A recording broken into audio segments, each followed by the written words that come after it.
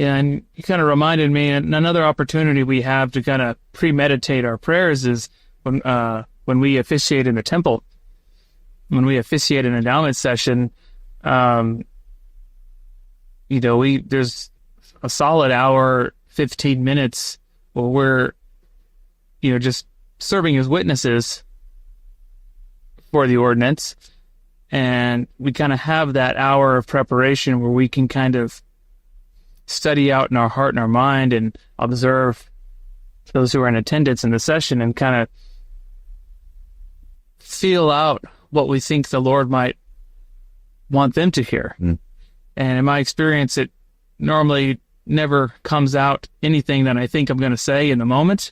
The Spirit just takes over. But the act of preparing yourself and putting the thought into it and the effort into it does affect your spirit capacity to pray and really commune with the Father through the veil in the moment of the prayer.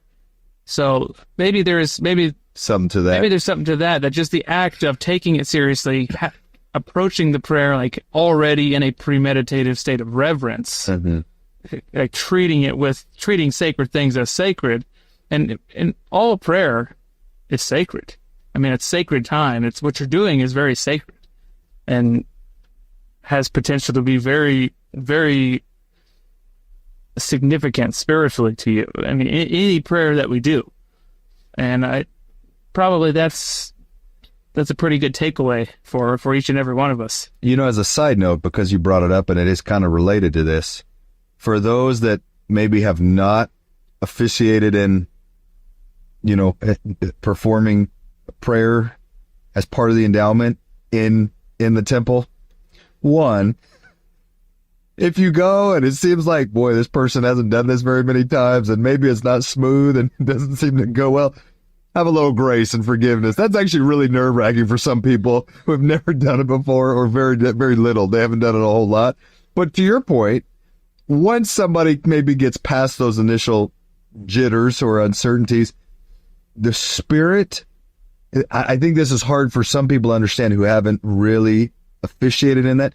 The Spirit, the power, the veil kind of being parted and the ability to commune with the Father is so intense. And when you go with that mindset of kind of wanting to prepare and really have purposeful meaning in what you say and in the limited time you have, but then as you kind of feed off of the Spirit of those in attendance, and if you're really seeking that, you do certainly get those impressions and just the real witness and power that is there of the Spirit kind of giving you those words.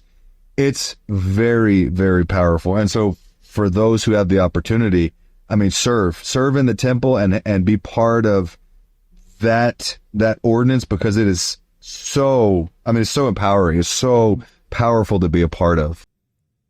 Hit that like button, leave us a comment, subscribe to the channel. We really appreciate it. They may seem like little things, but liking, commenting, it helps the algorithm push our content out to more people. So it's our small way of sharing the gospel in a social media age.